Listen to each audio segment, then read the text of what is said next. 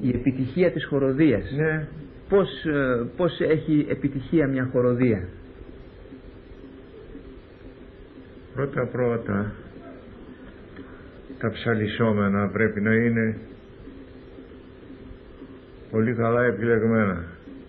Μάλιστα. Να είναι δηλαδή ευάκουστα, να ηχούν στα αυτιά και στην καρδιά, σαν μέλος προπαντός. Δεύτερον, οι φωνές των χοροδών πρέπει λίγο ως πολύ να είναι ομοιόμορφες σχεδόν. Μάλιστα. Και το κυριότερο απ' όλα, πάρα πολλές πρόβες, συντονισμός τέλειος πρέπει να είναι. Και δεν πειράζει αν δεν είναι, ας πούμε, τα ψαλισσόμενα πρώτης ποιότητας, αλφα ποιότητας. Φτάνει αυτά που θα ακουστούν να είναι τέλεια, συντονισμένα, να μην υπάρχουν ωρές, να μην μπαίνει άλλος μπρος, άλλος πίσω, να μην φωνάζει άλλος παραπάνω, άλλος πιο λίγο. Εδώ η χοροδία δεν θα πει φωνητική ικανότητα του α και του β. Όλοι μαζί θα αποτελέσουν τη φωνητική ικανότητα της χοροδίας ως μία φωνή. Μάλιστα. Τότε θα έχει επιτυχία. Όταν μέσα στη χοροδία ο ένας θέλει να ξεπεράσει τον άλλο, είναι αποτυχία. Οι βάσεις πρέπει να είναι καλά μετρημένες σύμφωνα με τις δυνατότητες των χοροδών που μπορούν να φτάσουν, είτε κάτω είτε επάνω. Πρέπει πολύ καλά μετρημένες να είναι, να μην υπάρχουν κενά κάτω και επάνω κουκουρίκου που λένε. Αυτά είναι τα βασικότερα σημεία μιας χοροδίας που πρέπει να εμφανίσει. Αλλά και οι χοροδοί πρέπει να ξέρουν να διαβάζουν. Μουσικά βέβαια. Μάλιστα. Άμα δεν ξέρουν να διαβάζουν, τι θα σε ψάχνουν απ' έξω? Δεν είναι. Αυτά είναι για τη χοροδία. Είπατε ότι τα κομμάτια πρέπει να είναι επιλεγμένα και να είναι ευάκουστα, να έχουν καλό άκουσμα. Ναι. Αυτός ο τονισμός που έχετε δώσει εσείς σε πολλά κομμάτια, κλασικά κείμενα δηλαδή, όπως το Ενίτε που θα πούμε, ναι, επειδή υπάρχουν ορισμένοι που ακριβώς σε αυτόν τον τονισμό που κάνετε εσείς ή που κάνουν άλλοι πατριαρχικοί ψάλτες, τον κατακρίνουν, λέει έχουν ξεφύγει από το κλασικό. Σε αυτό δώστε μας μια δικαιολογία, ή να ξέρουμε κι εμείς να μιλάμε. Διότι εάν θα ανοίξουμε το κλασικό το βιβλίο να τα πούμε όπως είναι μέσα, κάνετε απλή ανάγνωση. Κάνουμε ανάγνωση. Σκέτη ανάγνωση κάνετε. Μάλιστα. Αυτοί οι φανφαρώνοι που τα λένε αυτά δεν ξέρουν γι' αυτό. Ας έρθουν να τα πούνε σε μένα να δω. Και νομίζετε ότι αυτοί που τα γράψανε σε αυτά τα κλασικά τα βιβλία έτσι κάνανε ανάγνωση? Τότε τι βάλανε την πεταστή, τι βάλανε το ψηφιστό, τι βάλανε το ένα, τι βάλανε το άλλο, το αντικένομα? Γιατί δεν βάλανε όλο ένα ολίγο και βάλανε πεταστή, βάλανε κεντήματα, βάλανε δεν ξέρω τι. Αυτά τα καλοπιστικά, τα ποιοτικά. Μάλιστα. Σημεία. Γιατί τα βάλανε? Έπειτα και από τα παλιά τα κείμενα, αν πάρουμε την παλιά παρασημαντική, η οποία ήταν με τρεις χαρακτήρες ολόκληρη μια σελίδα, τι σημαίνει αυτό? Τι σημαίνει αυτό? Ότι έπρεπε να αναπτυχθεί το κείμενο. Μάλιστα. Και από εκεί απορρέει και η σημερινή η αντινή μουσική. Αλλά αυτοί δεν ξέρουν ότι εδώ, ας πούμε, αυτή πώς να την πω, όχι αυτή η μουσική φράση, ας την πω, όπως είναι γραμμένη έτσι νέτα σκέτα, έχει την ανάλυση της. Ναι. Έχει την ανάλυση της. Όπως και ένας καλοφωνικός σειρμός είναι δυνατόν να αποδοθεί όπως είναι έτσι αυτούσια γραμμένος? Για καλοφωνικό ηρμό μιλάμε. Είναι δυνατόν? Όχι. Αυτοί δεν ξέρουν βέβαια. Όταν λέμε να Κύριε, εδώ πέρα έγινε κάτι, έτσι. Σοήρι, δεν λέμε Κύριε,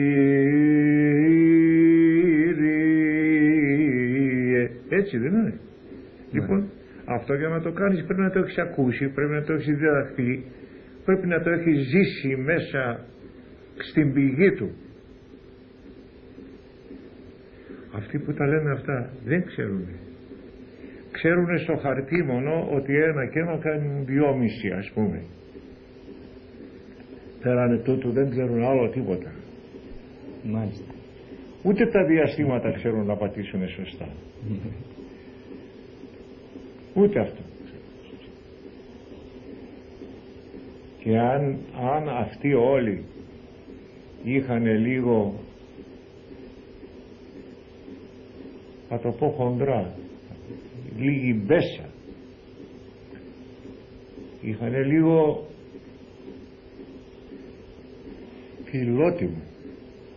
φιλότιμο, τους παρουσιάστηκε η ευκαιρία με την κάθοδό μου εδώ και με την λίγο πολύ και η Θεσσαλονικής.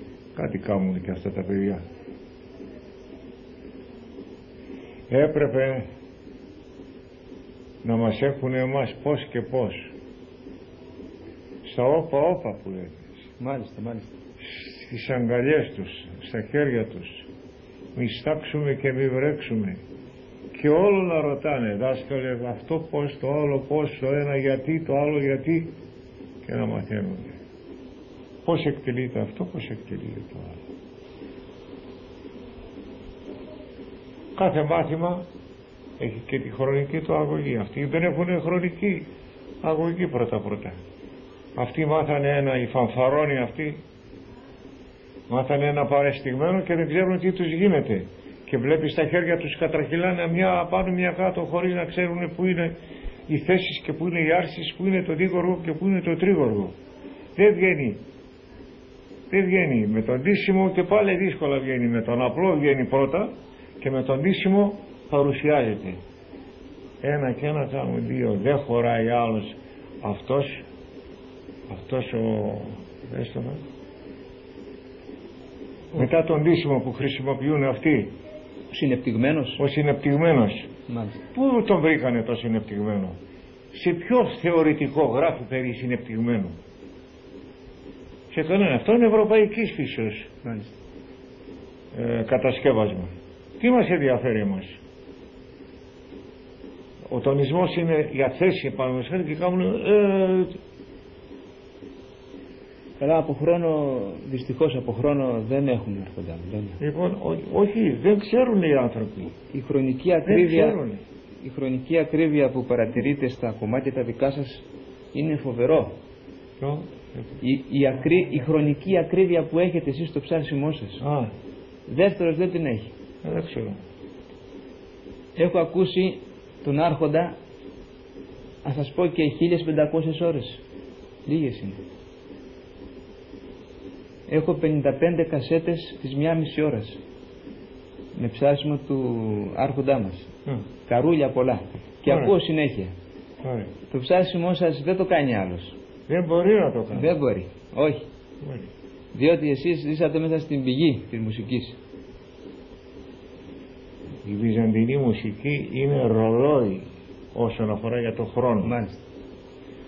Κάθε κομμάτι έχει τη χρονική του αγωγή. Άλλο σύντομότερο, άλλο αργότερο, άλλο ακόμη αργότερα.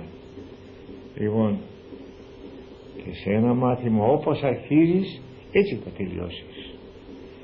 Και μέσα σε εκείνο το μάθημα, αν κάνεις καμιά άργια, και πάλι δεν επιτρέπεται βέβαια, αλλά τέλος πρέπει να κάνεις μια. Όχι όμως ένα τροπάριο του παρακλητικού κανόνας, ας πούμε, να κάνει 1002 άργιες. Μάλιστα. Όχι. Να μάθετε, ωραία, να μάθετε. Πού το βρήκατε? Και στο τέλος που κάνουν εκείνο την άργια που τελειώνει ένα τροπάρι, ας πούμε, πού το βρήκανε? Γράφει πουθενά τέτοιο πράγμα? Όχι. Σε κανένα βιβλίο. Λέει ότι αυτό το τέλος θα το κάνετε σε αργή χρονική αγωγή. Όχι. Όπως αγγίζεται τελείωσε. Ανόητη. Δεν ήκανε και δάσκαλοι, δεν ήκανε καθηγητές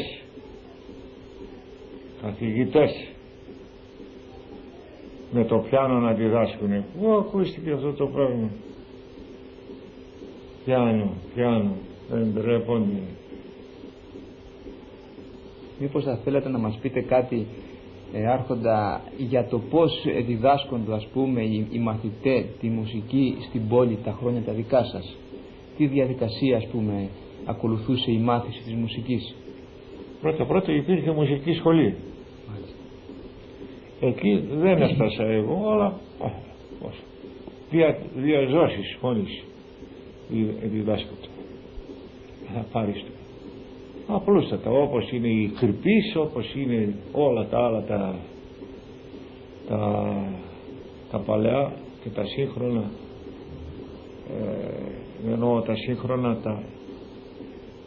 τα βυζαντινά της πόλης, τα σύγχρονα, τα θεωρητικά, που βγάλανε 2-3 μουσικολόγοι, και αυτοί ποτέ δεν είπαν ότι είναι μουσικολόγοι άνθρωποι, παρόλα που ήταν τέλειοι. Ποιος είπε ότι ήταν μουσικολόγος?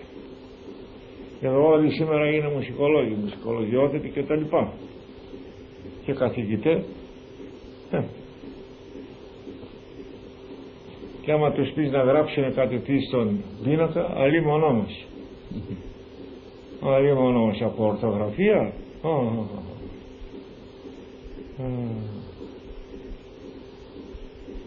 Λοιπόν, η ερώτησή σου, πατέρ, δεν έχει συγκεκριμένη μια απάντηση. Και ο κάθε δάσκαλος έπαιρνε ένα μαθητή, 2 μαθητάδες, τους έλεγε: κύριοι, αυτό είναι το ίσο, είναι το λίγο, αυτό ανεβαίνει μια φωνή, αυτό κάνει έτσι, αυτό κάνει ου, ξέρω εγώ κτλ. Και έτσι τους έπαιρνε, όπως το κρυφό σχολείο. Έτσι λοιπόν τους μάθαινε ότι κάθε χαρακτήρας με απλό χρόνο βέβαια έχει μια θέση και μια άρση, και μέσα σε αυτήν θα μπορέσεις να βρεις ποιο είναι το δίγοργο, πού είναι το δίγοργο, στην άρση είναι, πότε παίρνετε και τα λοιπά, αυτά όλα. Κατά αυτόν τον τρόπο θα διδάσκουν μάλλον. Είναι απλό, πολύ απλό. Θα θέλατε να μας πείτε κάτι για τη συνεργασία σας με τον αένιστο τον Μπρίγκο στα Πατριαρχία? Είδαμε αρμονικό τέτοιο, αυτός δεξιά, εγώ αριστερά. Αυτός έλεγε τα δικά του, εγώ έλεγα τα δικά μου. Δεν είχαμε να μοιράσουμε τίποτα. Όχι τη μουσική συνεργασία δηλαδή, όχι πως... Όχι, δεν είχαμε τη συνεργασία. Τι συνεργασία να έχουμε? Εκεί είναι στάνταρ τα μαθήματα όλα. 20 χρόνια ήμασταν μαζί, 20 χρόνια άκουγα να λέει το ίδιο Αθηνό, 20 χρόνια άκουγα να λέει το ίδιο εξαστικό, το ίδιο ιδιόμελο. Μάλιστα. Δεν έχει να συνεργαστούμε, να κάνουμε καινούρια μαθήματα, να πούμε κτλ. Όχι. Εγώ μετά που βγήκα από τα Πατριαρχία, που έφυγα από τα Πατριαρχία, επετώθηκα να κάνω κάτι δικό μου, σαν πρωτοψάλτης και λαμπαδάριος που έκανα 25 χρόνια. Έχω το δικαίωμα εγώ να κάνω κάτι, να παρουσιάσω κι εγώ τις σκέψεις μου γύρω στη μουσική. Μάλιστα. Αλλά όσο ήμουν εκεί δεν μπορούσα να τα λιώσω. Όχι. Δεν επιτρεπόταν. Ναι, λεπτά τα ζητήματα αυτά. Εσείς, Άρχοντα μου, προσωπικά, σαν μαθητής, πόσες ώρες διαβάζετε κάθε μέρα? Πώς διαβάζατε δηλαδή? Τι θα πει το πώς? Δηλαδή, εννοώ, διαβάζετε τα κλασικά κείμενα Σας έλεγε ο δάσκαλος ότι διαβάζετε αυτό συγκεκριμένα. Εξαρτάται από πότε αρχίζεις, με τι αρχίζεις και με τι, πού φτάνεις. Αν μπορείς να διαβάσεις πολλά κλασικά, αν έχεις τη δυνατότητα να τα διαβάσεις, αν δεν έχεις, πώς θα τα διαβάσεις? Την ερώτησή σου, για πες την εσένα.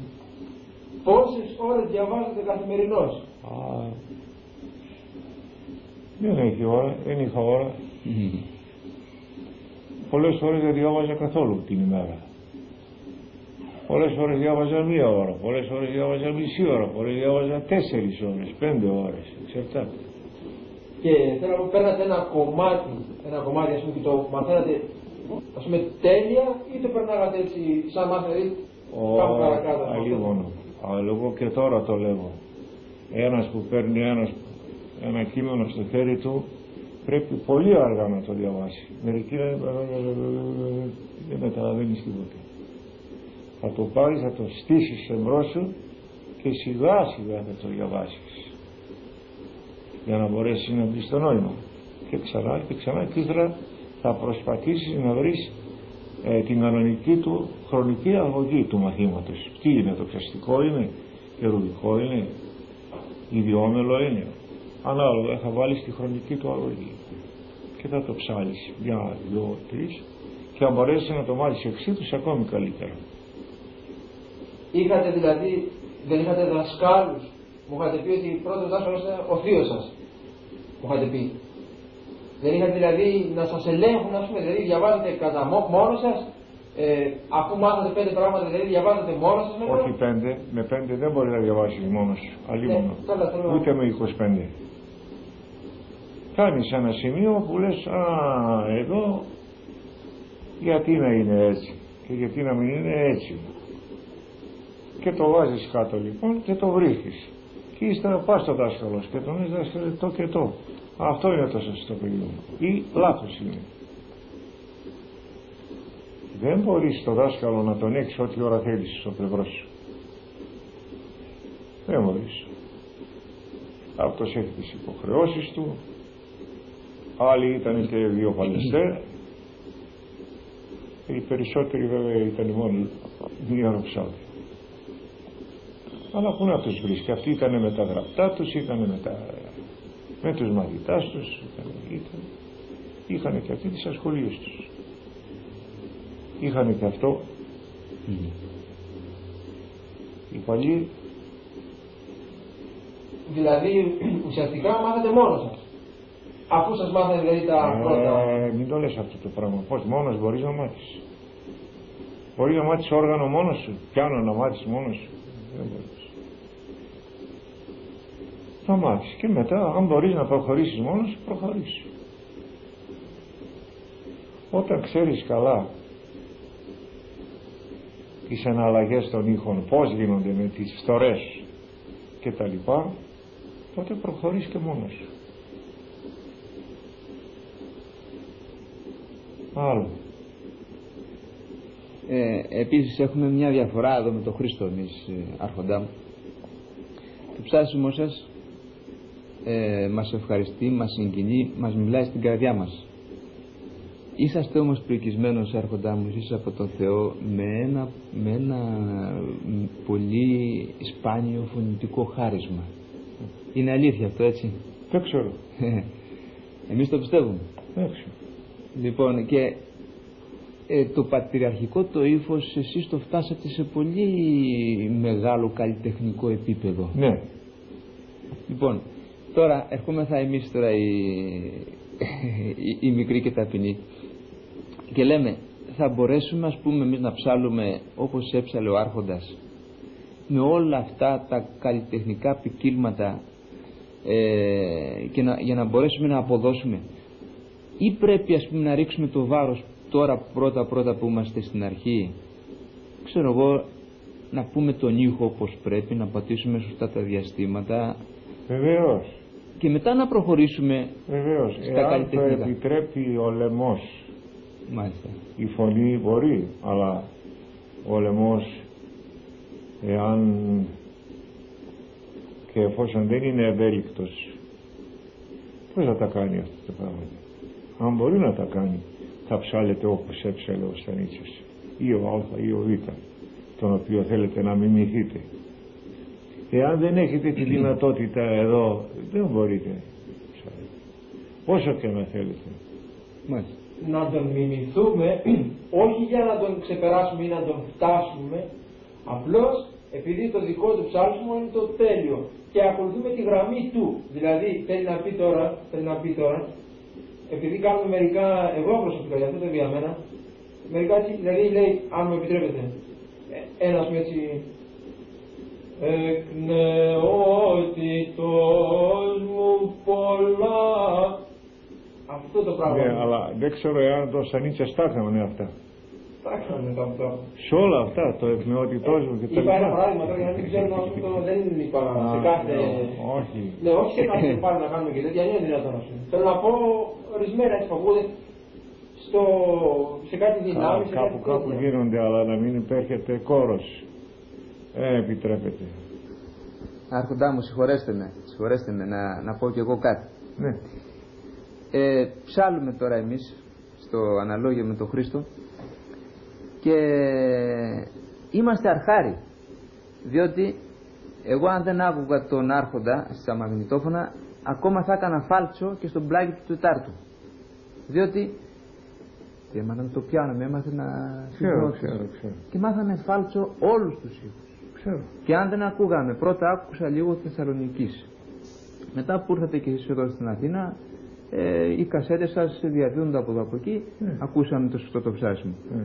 Λοιπόν, υπάρχει τώρα το εξής. Πάμε να ψάλουμε πλάγιο του Τετάρτου και γίνονται πολλά φάλτσα, που είναι ένας διατονικός ήχος. Λέμε, ας πούμε, και οι περισσότεροι ψαλτάδες,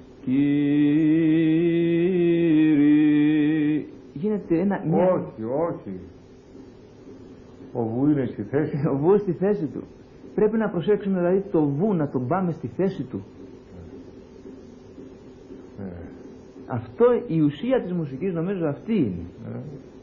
Όχι. Όλης της μουσικής της συμφιλίου, όταν δεν πατάνε καλά, είτε ευρωπαϊκή είναι, είτε κινέζικη είναι, είτε τουρκική είναι, είτε βυζαντινή είναι, όταν δεν πατάς καλά τα διαστήματα,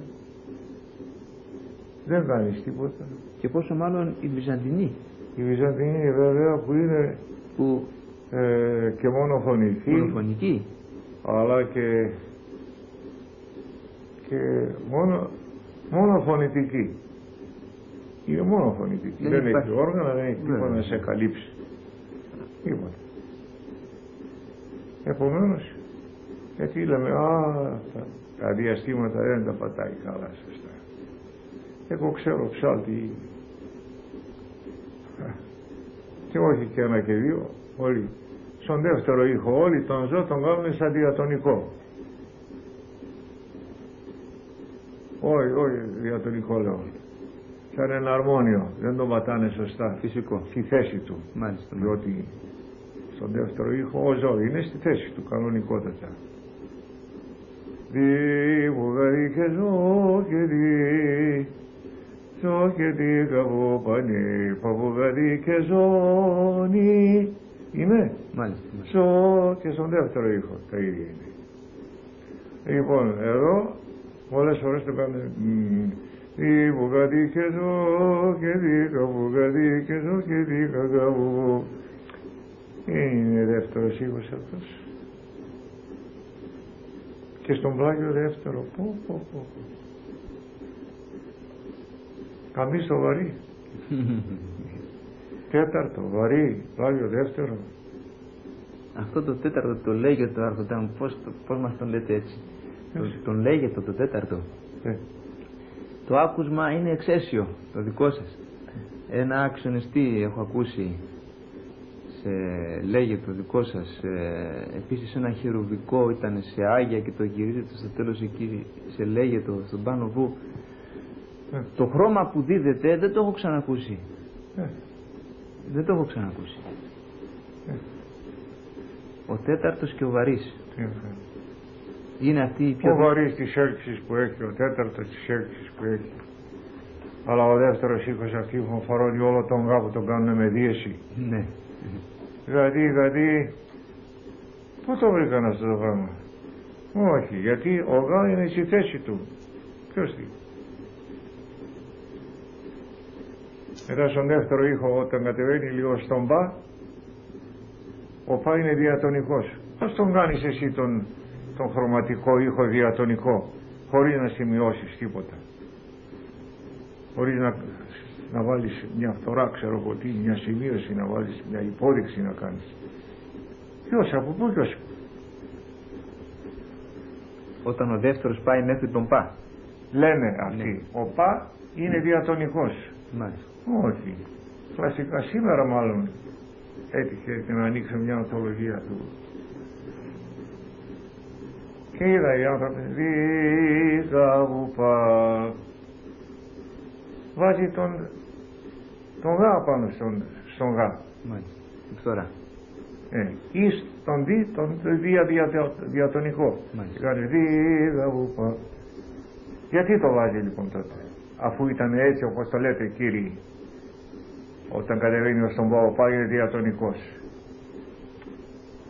Ο πα του δευτέρου είναι ύφεση. Δίγα βουπα, παπουδανή. Εκτός να βάλεις μια φθορά. Ναι. Το θέλει να είναι πα, διατονικός. Ναι. Αλλά πρέπει να το υποδείξεις αυτό το πράγμα.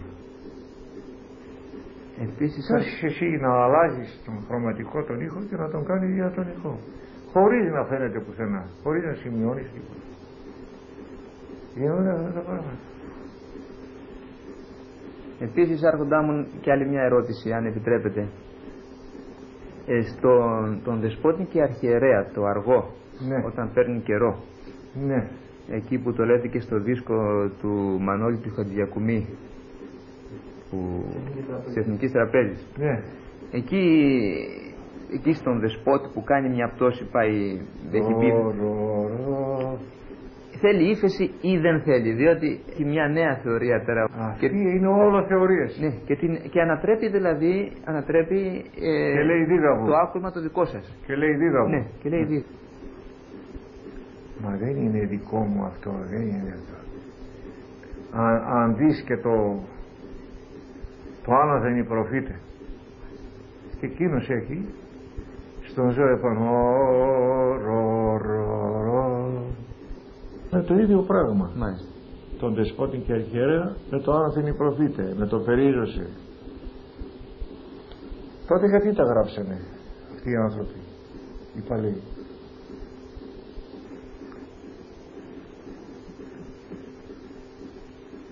Ποιος είσαι εσύ ρε Κύριε να κάνεις την σήμερον ημέραν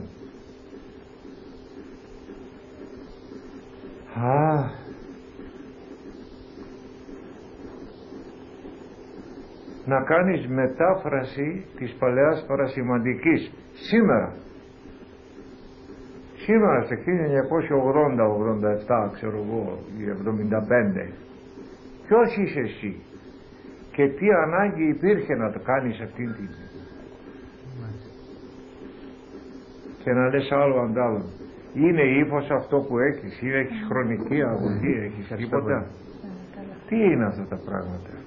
Ποιος είσαι εσύ, ποιος έδωσε το δικαίωμα να μεταφράζεις την Παλαιά Παρασημαντική όπως τη θέλεις εσύ, όπως τη νομίζεις εσύ? Αυτά έχουν γραφεί, αυτά έχουν κωδικοποιηθεί. Τελείωσε, ένα και ένα κάνουν δύο, δεν χωράει άλλο. Δεν μπορείς να λες ή να κράζωση τη μεταστή, να την κάνεις άλλες δύο φωνές. Όχι ρε Κύριε, από πού τα σου? Και μόνο αυτό.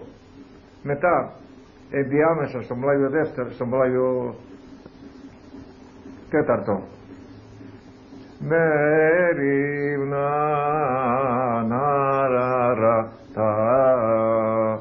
Πού για αυτή την κατάληξη και την κάνει? Ή εγώ πανί δίγαδι.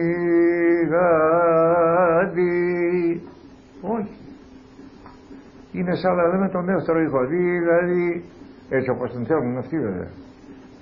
Όχι Κύριε, ποιος είσαι εσύ, τι είσαι?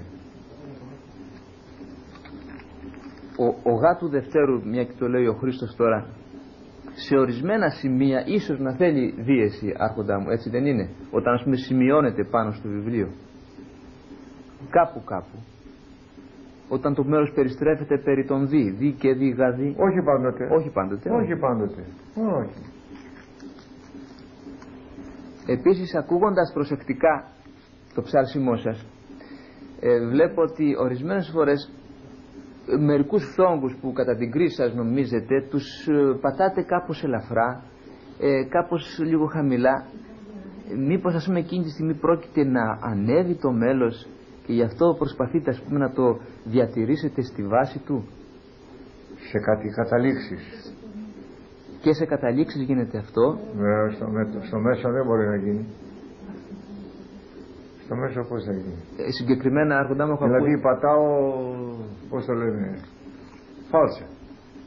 Ακούγεται σαν φάλσο, αλλά δεν είναι. Μετά επανέρχεστε. Ναι, δεν θυμάμαι, δεν ξέρω. Δεν μπορώ να σας απαντήσω. Δεν ξέρω τώρα, δεν θυμάμαι. Είναι στο δοξαστικό της Κασιανής, κάπου που έχω ακούσει, στη θέση... Σε ποια θέση εκεί που πάει στον πάνω το γά με γοργό? Που πάει στον πάνω γά με γοργό μια φορά. Ποιος? Το δοξαστικό της Κασιανής. Κασιανής?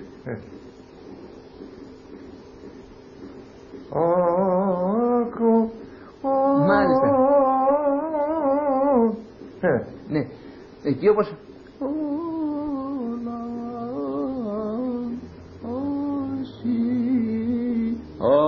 Εκεί κάπως σαν να ρίχνετε λίγο τη...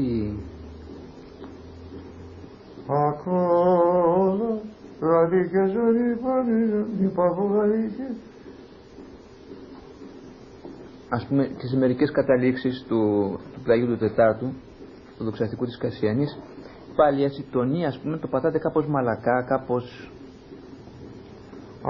Εκείνο είναι προηπτικό ένα μέσον για να μην ανέβει βέβαια. Μάλιστα, ακριβώς αυτό. Αυτό δεν μπορεί να προσδιοριστεί με κανένα τρόπο. Δεν μπορώ να πω εγώ τώρα εδώ, κάνε αυτό για να μην ανέβει. Όχι. Αυτό πια είναι του χωράρχη. Και πρέπει να μπορεί να το συγκρατήσει και τους άλλους. Να κάνουν αυτοί αυτό που θέλει αυτός εκείνη τη στιγμή. Τέλος πάντων, να αφήσουμε και για άλλη φορά τίποτα.